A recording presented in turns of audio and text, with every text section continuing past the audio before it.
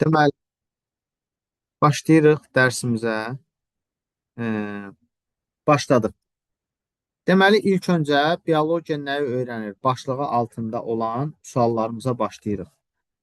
Birdən 10-a qədər kimin sualı varsa, zəhmət olmasın, mikrofonunu açsın, bildirsin. Birdən 10-a qədər. Siz bunları izah edirsiniz, mənim 3 idi səhvim izah edirsiniz oldu. Tamam, amin. Bu şeyləri bildikdə sizə izah eləmişəm. Mən sizdən soruşuram ki, hal-hazırda kimin sualı var, onlar sualını versin. Sualı olan varsa buyursun birdən 10-a qədər. Səsim gəlir normal. Bəli. Mənim 5. Bəli. Cavabları yoxlayırsınız yəqin. 5. Baxırıq 5-ə. Baxın, deyir ki, şəkil təsvirdə həşərat tutan bitkinin həşərat tutması əks olunmuşdur. Həşərat bitki yarpağının hər iki yarısındakı tükcükləri eyni vaxtda toxunduqda tutma aparatı işə düşür. Həşərat tutan bitkidə canlı orqanizmlərə məxsus olan əsas xüsusiyyətlərin baş vermə ardıcıllığı necə olar? Bax, birinci o həşərat belə deyim, hər iki yarısında olan tükcüyə toxunanda bitkidə nə baş verir? Qıcıqlanma. Düzdür? Bəli. Yəni 3. Qıcıqlanmadan sonra artıq o bitkinin o yarpağın taycıqları neyniyir? Bağlanır. Hərəkət edir. Nədir? Hərəkətdir. Və oradakı həşəratı tutur, onunla qidalanır. Bu da nədir? Qidalanmadır. Ona görə həmin o ardıcıllığa əsasən biz deyəcəyik, cavab burada olur. Nə? Cavab olur D variantı. Aydındır. Növbəti hissəmiz birdən 10-a qədər başqa varsa buyurun. Var birdən 10-a? Yox. Tamam. Yaxşı. Davam eləyək. 20-yə qədər. 18. 20-yə qədər var. 10. 10. Baxaq, deyir ki, 2020-ci ildə SARS-CoV-2 virusu törətdiyi COVID-19 xəstəliyi səbəbilə bütün dünyada pandemiyaya səbəb olmuşdur. Alimlər ilkin olaraq bu xəstəliyin yarasalardan insanlara keçdiyi fərziyyəsini irəli sürdülər. Bu fərziyyədən çıxarıla bilən ən uyğun proqnoz nədir? Yəni, yarasadan insana keçibdir də. Bu xəstəlik insanlar arasında sürətlə yayılmalıdır. Yəni, bu məlumat bizə insanlar arasında bu xəstəliyin sürətli yayılması məntiqini vermir də, düzdür? B variant, bu xəstəlik insanlardan da yarasalara keçə bilər. Zaten yarasadan insana keçibdirsə, yəni bu əksi baş verə bilməz. C variantı, bu xəstəlik törətçisi olan virus yarasalarda da aşkarlanmalıdır. Demək ki, yarasalardan insanlara keçibdirsə, məntiqlə yarasada var ki, insana keçibdir də. Ona görə olur cavab C variantı. Aydındır? Bəli. Yaxşı. Keçdik 20-yə qədər. 18. Birdən 20-yə qədər. Əgər kim gec qoşulubsa... Mənim 13. 13. Aha, 13. İşıq yaşıl bitkinin qidalanmasına, böyüməsinə və inkişafına təsir göstərən çox mühüm cansız təbiət amilidir. Müəyyən müddət qaranlıqda qalan bitki məhv olur. Aşağıdakılardan hansı işıq sevən bir bitki növü üçün doğru proqnoz hesab edilə bilər? Bax, sıx meşə şəraitində səncə bitkiyə işıq yaxşı düşür, zəif? Yaxşı da. Sıx meşə şəraitində, yəni bitər... Sıx, onda zəif mənim. Təbii ki. Bitərsə daha hündür boylu olar. Sıx meşə qaranlıq olduğuna görə bitki məcburdur ki, işığı tapana qədər neynəsin? Uzansın. Ona görə sıx meşə şəraitində bitərsə daha hündür boylu olacaq. Düzdür? Bəli. İkinci, günəş işığının bol düşdüyü açıq ərazilərdə bitərsə daha hündür boy olar. Orada olmaz. Çünki artıq neyniyib? İşığı tapıb. Üçüncü, cücərtisi torpağın altında olarkən daha sürətlə böyüyər. Torpağın altı qaranlıq olduğu üçün təbii ki, orada daha sürətlə böyüyəcək. Yəni 1-3 doğrudur. Cücərtisi torpağın üstünə işığa çıxdıqdan sonra daha sürətlə böyüyər. Bu yanlışdır. Çünki torpağın üstünə çıxandan sonra o cücərtinin sürətlə böyüməsinə ehtiyac yoxdur da. Artıq o böyüyübdür da. Başa düşdük. Bəli. Yaxşı. Keçirik növbəti hissəmizə. 18. 18-ə baxırıq. 18-ə necə yanaşırıq? Əvvəlcə bunu deyim. 18-də deyir ki, hüceyrə strukturları verilibdir. Deyir ki, prokaryot üçün doğrudur, plus qoyub ribosoma. Eukaryot üçün heç bir şey yazmayıb. Yəni, indi digər variantları da oxuyun, başa düşəcəksiniz. İkinci, plastidə, prokaryotda heç nə yazmayıb. Eukaryot üçün nə yazıb? Plus qoyub. Mitoxondriyada plus qoyub prokaryota. Eukaryotda gördüyümüz kimi minus heç bir şey yazmayıb.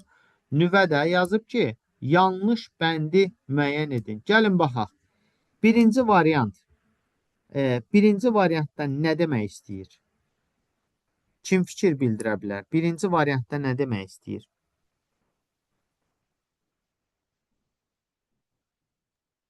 Fikri olan Yəni ki, ribosom var, o doğrudur da. bəli. Prokaryotun ribosomu var, doğrudur da. Düzdür? Bəli. Prokaryotun ribosomu deyir var və bu ifadəyə də plus qoyub. Yəni ki, nədir? Doğrudur. Bu ifadə doğrudur yoxsa yanlışdır? Doğrudur da, düzdür? Doğrudur. Aha, bunu çıxdı. Bəli. Gəldik plastid. Plastid deyir eukaryotda olur, plus qoyub. Plastid deyir eukaryotda olur, plus qoyub. Yuxarıda da yanlışdır yazıb. Yəni yanlışın altından plus qoyubsa, deməli yanlışı təsdiqləyir də. Yəni plastidin eukaryotda olmadığını təsdiqləyir. Bu doğru fikirdir, yanlış fikirdir. Mənim doğru. Yox, bir dənə qulaq asın. Yəni Plastid deyir eukaryotda yoxdur. Bu doğru fikirdir, yanlış fikirdir. yanlışdan Yanlışdır da. Baxın, yanlışın altından plus qoyubsa, o deməkdir ki, plastid eukaryot hüceyrədə yoxdur. Plastid eukaryot hüceyrədə vardır, plus qoyub. Yuxarıda da yanlışdır yazıb. Yəni yanlışın altından plus qoyubdur da. Burada doğrunun altından plus olsaydı bu düz olardı. Düzdürmü? Bu deməli səhv variantdır. Düzdür 2. Bəli. Gəldik üçüncüyə. Mitoxondri üçün plus qoyub və doğrunun altından plus qoyub. Yəni deyir ki, mitoxondri prokaryotda var. Bu fikir doğrudur. Mitoxondri prokaryotda olur, xeyr. olmur. Da bu da Xeyr. fikirdə nədir? Yanlışdır. Gəldik dördüncüyə. Deyir ki, nüvə eukaryotda vardır. Yuxarıda da yazıb ki, yanlışdır. Bu yanlışın altından plus qoyduğuna görə bu da nədir? Səhv fikirdir də. Başa düşdük. Səhv. Demək ki, olur cavab nə? 2, 3, 4 cavab B variantı. Aydındırmı?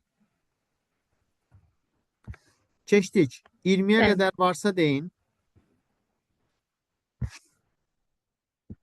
25-ə qədər. Ekran görürsünüz də siz, düzdür? Bəli. Aha, Bəli. 25-ə qədər varsa deyin. 30-a qədər. 40-a qədər. Mənim 30. 30. 30-a baxırıq. 30-da deyir ki, nöqtələrin yerinə yazılmalıdır. Bitki hüceyrəsinə müxtəlif rəng verən plastidlər, müxtəlif rənglə bir dənə yaşıl rəng desəm, o müxtəlif rəngdir, yoxsa sarı, qırmızı, narıncı müxtəlifdir? Sarı, Sarı, qırmızı, qırmızı. narıncı. Demək ki, nə olacaq? Olacaqdır 2, yəni xromoplast. Yaşıl rəng verən plastidlər isə xloroplast adlanır. Ona görə cavab 2, 1, D variantı. Aydındır. Bəli. Keçdik 40-a qədər. 31. 31. 35 baxırıq. Baxın diqqətlə. Bax, mən sizə qısa bir dənə yol deyəcəm. Görün orada işıq 1-də də, 2-də də, 3-də də var. Var da, düzdür? Bəli. Yəni, ora plus qoymağı o deməkdir ki, altda bax işarədə şərtini deyib. Plus işarəsi təcrübədə hər 3 bitkidə eyni tərkibdə və miqdarda istifadəni bildirir. Yəni, işıq 3 bitkinin üçündə də eyni şəkildədir. İşıq dəyişmədiyi üçün bu sabit dəyişən adlana bilər. Bəli. Bəli. Bəli. İndi ikinciyə baxaq. Su. Birində 1 litrdir birinci bitkidə, ikincidə 1,5-dir, üçüncüdə 2 litrdir. Suyun miqdarı dəyişdiyi üçün bu sərbəst dəyişən ola bilər. Bəli. Aha. Gəldik. Torpaq və minerallar. Torpaq minerallara plus qoyulubsa, demək ki, dəyişməyən bir şeydirsə. Bu da nədir? Aslı da daha doğrusu sabit dəyişən ola bilər. Bəli. Ola bilər. Və ondan sonra baxın, bitkinin inkişafı artıq bu nədir? Asılı dəyişəndir də, düzdür? İndi gəlin baxaq. Asılı dəyişənə bitki yaza bilərik. Bəli. O hansı variant var? C variantında, bir də D variantında, düzdürmü? Bəli. Aha. Biz suya sabit dəyişən deyə bilərik. Xeyr. Ona görə Xeyr, C müəllim. variantını çıxırıq da, düzdür? Biz sabit dəyişənə torpaqla işıq deyə bilərdik də, düzdür? Suya da nə deyə bilərik? Sərbəst dəyişən. Ona görə cavab olur D variantı. Aydındır. Bəli. Keçdik 40-a qədər.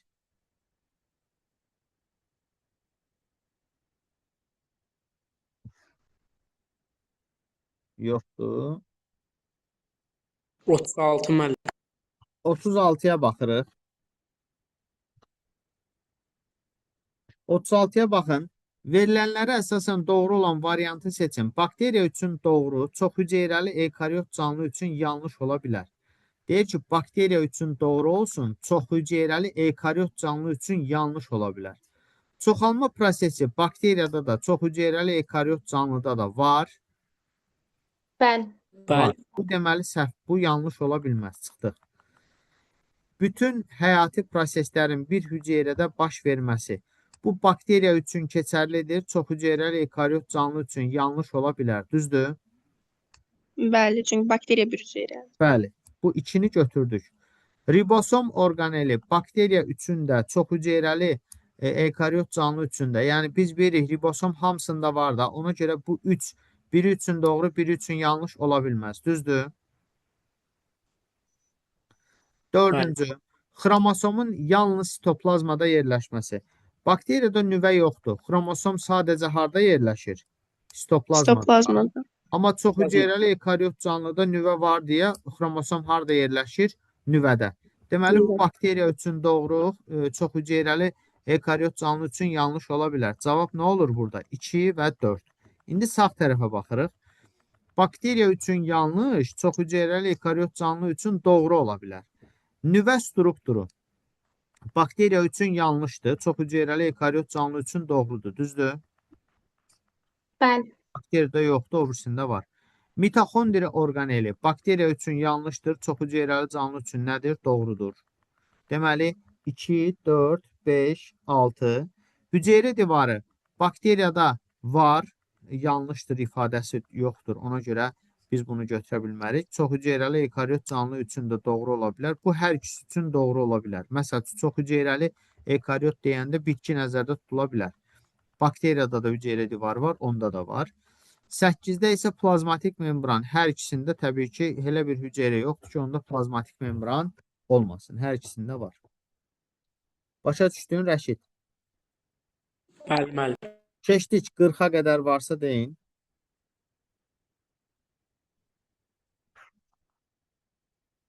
Əlliyə qədər. 42. 42-yə baxırıq. 42-də deyir ki, cədvəldə verilənlərə əsasən x nəyə bərabərdir? Yəni sual. Ekariot canlı maya göbələyidir. Şəkil ölçüsü 8 mm-dir. Şəkil ölçüsü sual. faktiki ölçüdür, yoxsa böyüdüləndən sonraki ölçüdür? Böyüdüləndən Böyüdüləndən sonra. sonraki ölçü. Bəli, böyüdüləndən sonraki ölçüdür. Böyüdüləndən sonraki ölçü 8 millimetri. Mən 8-i 1000-ə vurduğum zaman mikrometri tapıram da, düzdür? Bəli. Neçə eləyir? 8000 mikrometrdir də böyüdüləndən sonra, düzdürmü? Aha. Faktiki ölçüsünü bilmirik. Böyütmə dərəcəsi də deyir ki, 400-dür. İndi mən o 8000 ki var idi mikrometr. Onu mən neçəyə bölməliyəm ki, onun həqiqi ölçüsünü tapım. Mənim 400-ə. 400-ə. 400-ə böləndə həqiqi ölçüsünü tapıram ki, bu neçəymiş? 8000 bölək 400 bərabərdir 20. Ona görə 42-də olur, cavab Y variantı. Aydındır? Bəli. Hı -hı. Sonra Müəllim 46. bircə dəqiqə.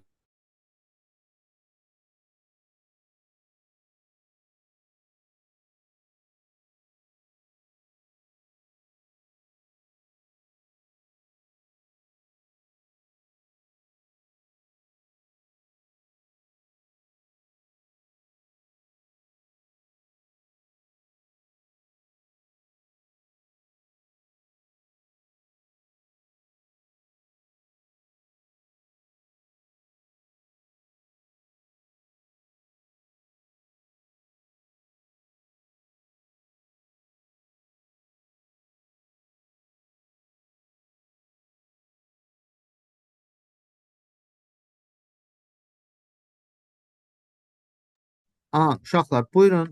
50-yə qədər varsa deyin. 46 müəllim. 46-da deyir ki, bax bu gördüyümüz sinir hüceyrəsidir.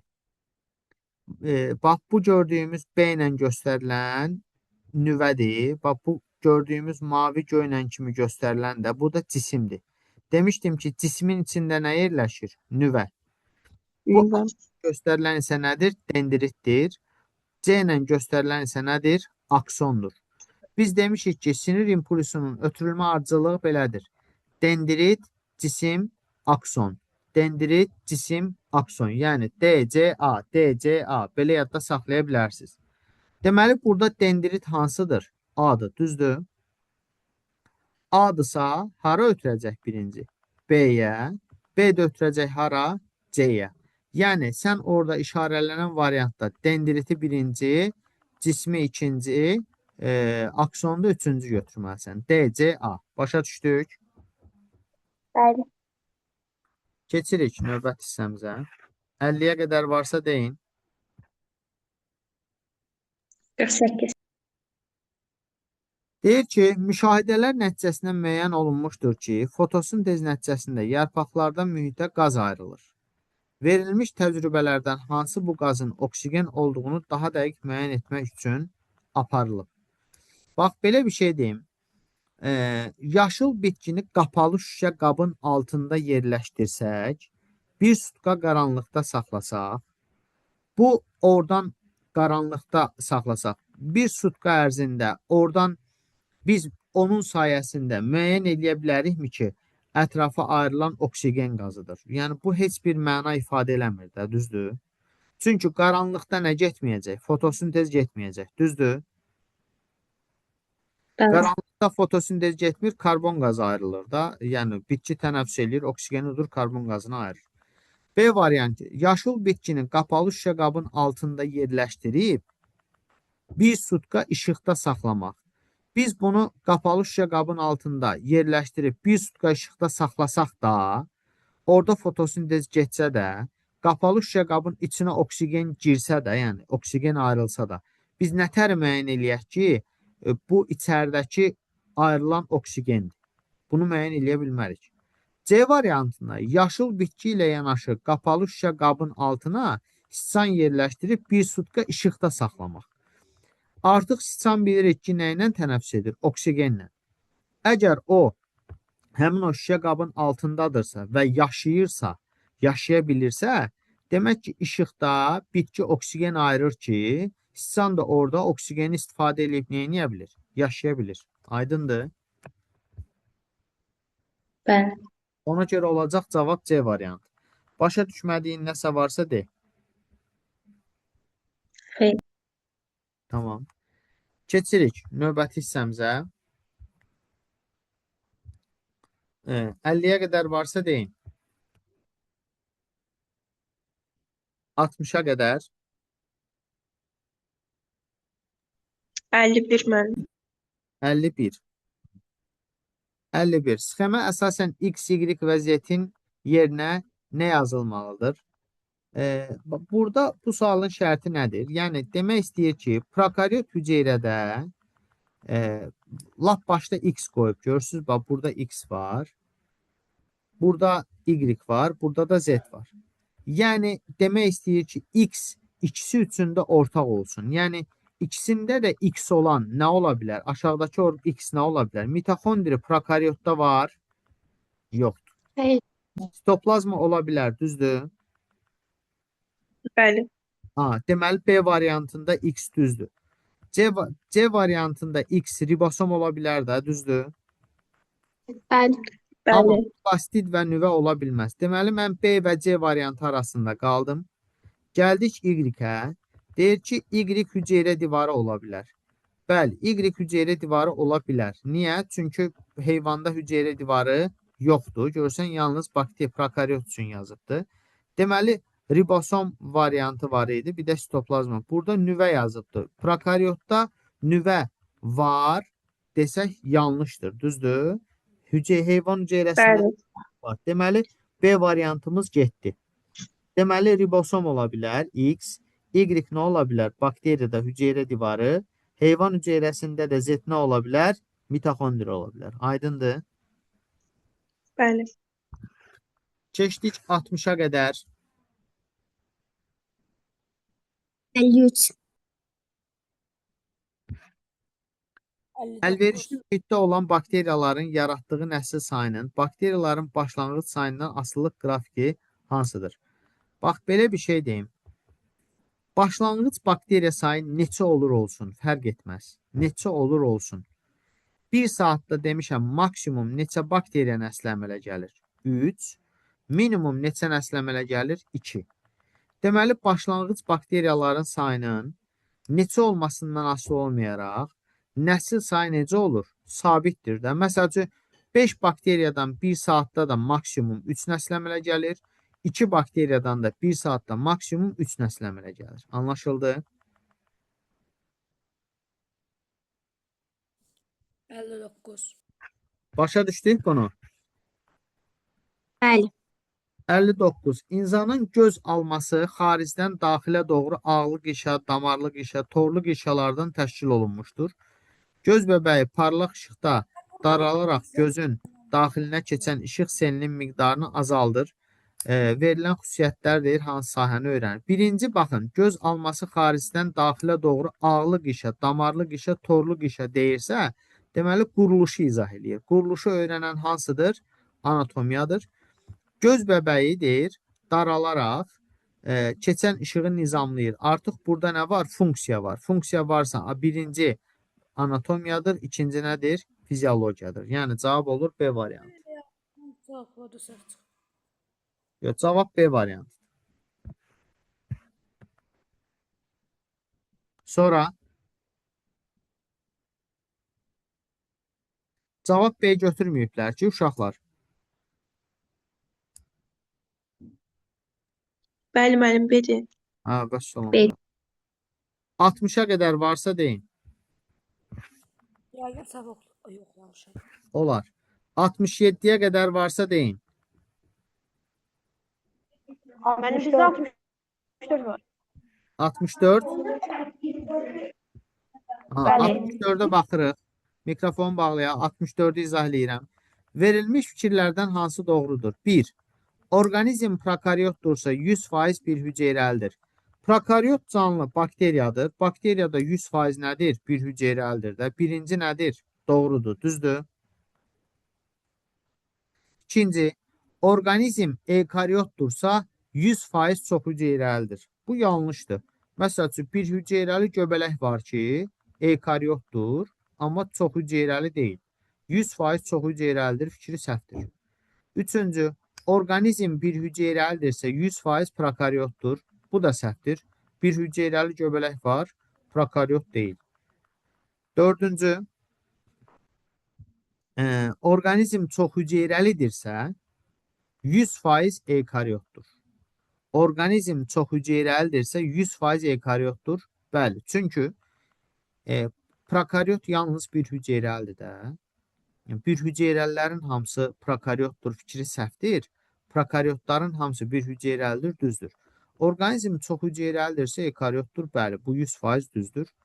Toxuması olan orqanizmlər 100% çox hüceyrəlidir. Bəli, çünki toxuma varsa hüceyrələr var. Hüceyrələr varsa da çox hüceyrəlilik var. Altıncı, orqanizm çox hüceyrəlidirsə 100% toxuması var. Bu fikir yanlışdır. Mən lap başda mən sizə bu dərsə başlayanda yazdırmışdım da sizə ki, çox hüceyrəli nədir, bir hüceyrəli nədir, toxuması varsa çox hüceyrəlidir, amma çox hüceyrəlidirsə mütləq toxuması var ifadəsi nədir? Yanlışdır. Ona görə cavab olur 1, 4, 5 C variantı. Başa düşdük? 67 daxil Bəli. varsa deyin.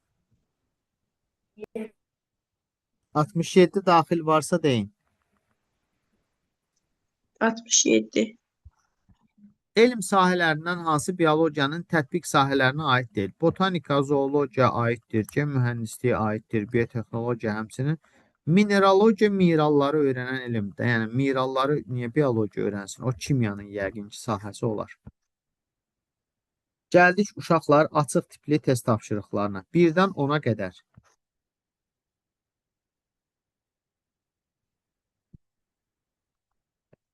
Yoxdur. 15 daxil.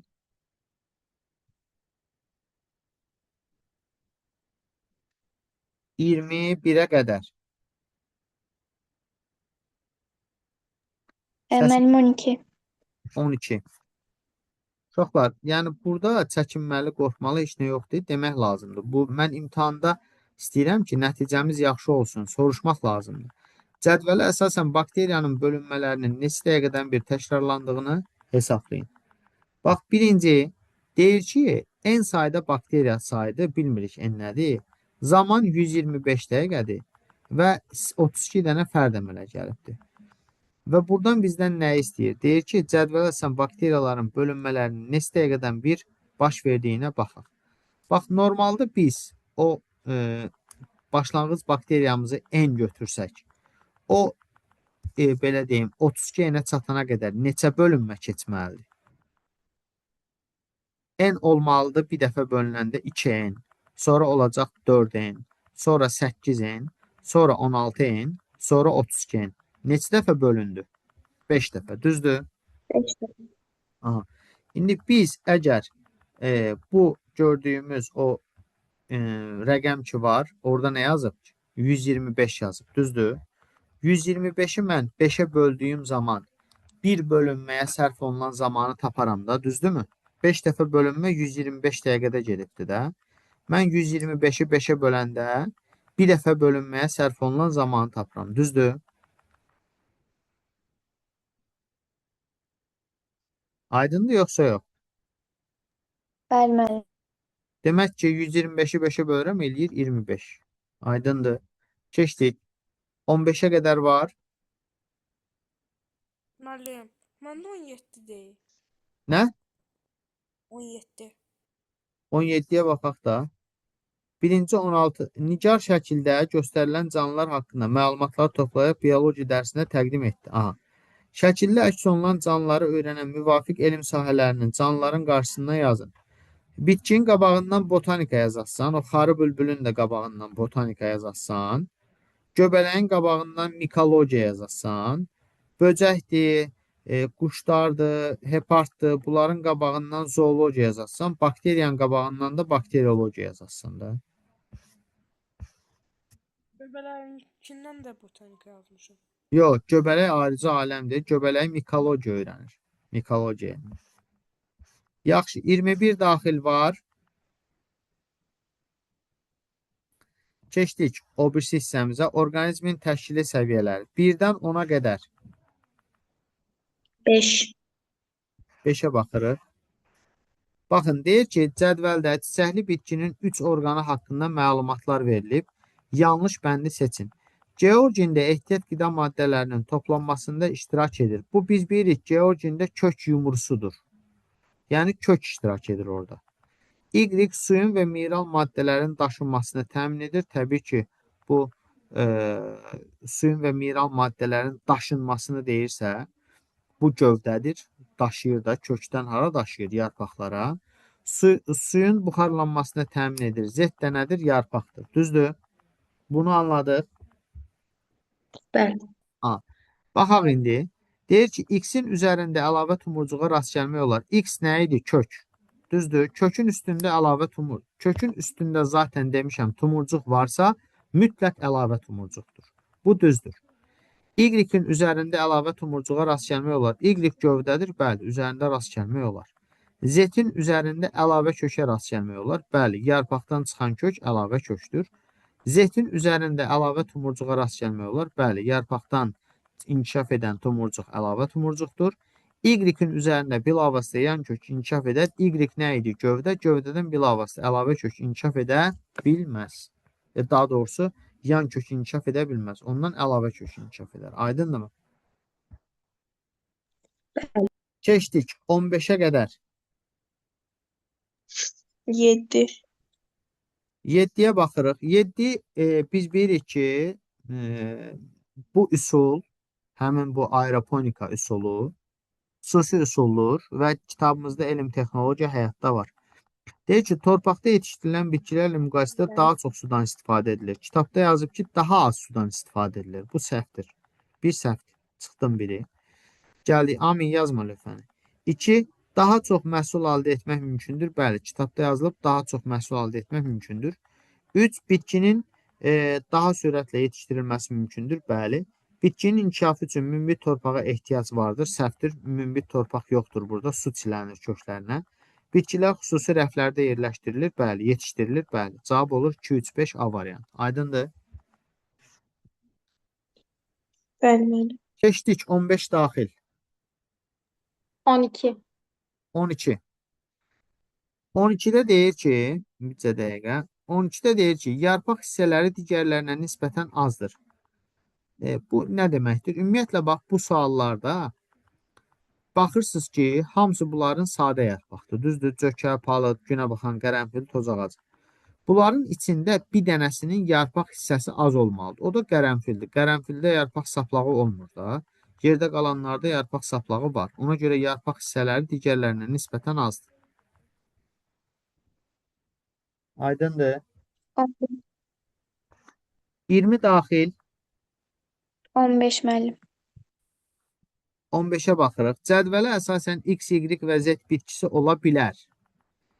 X üçün yazıb ki, 1-in 1-ədir nisbət. Buğumların sayından qoltuq tumurcuqlarının sayı. Biz bilirik, bir yarpağın qoltuğunda bir qoltuq tumurcuq olur. Əgər 1-in 1-ədirsə, deməli, bu necə düzülüşdür? Növbəli, düzdür? 1-in 2-ədirsə, buğum sayından qoltuq tumurcuğu sayı 1-in 2-ədirsə, demək ki, bu qarşı-qarşıya düzülüşdür. Qarşı-qarşıya düzülüş nə ola bilər? Reyhan ola bilər, Yasəmən ola bilər, bunlar ola bilər. Üçüncüdə də 1-in 4-ədirsə, bu topalı ola bilər. Topalda qarğagözü ola bilər. İndi gəlin baxaq. C variantına baxaq. C-də gicikcandır, bu səhvdir. 1-in 1-ə variantı toz ağacı ola bilər. İkinci 1-in 2-ə variantı Yasəmən ola bilər. Bir də 1-in 4-ə variantı qarğagözü ola bilər. Cavab olur D variantı. Aydındır. Bəli. Mən 11. 11-ə baxıram. 11. Əgər bitkinin 3 buğumunda ən azı 12 ədəd yarpaq varsa, səncə 3 buğuma 12 yarpağı düzməyimiz üçün onun bir buğumuna nə qədər düzmək lazımdır? Uşaqlar, bizim vaxtımızda 4 dənə. bu suala bundan sonra baxacağıq. Yarımçıq qalmasın deyə. Yaxşı, mən 10 dəqiqə sonra link göndərəcəm sizə.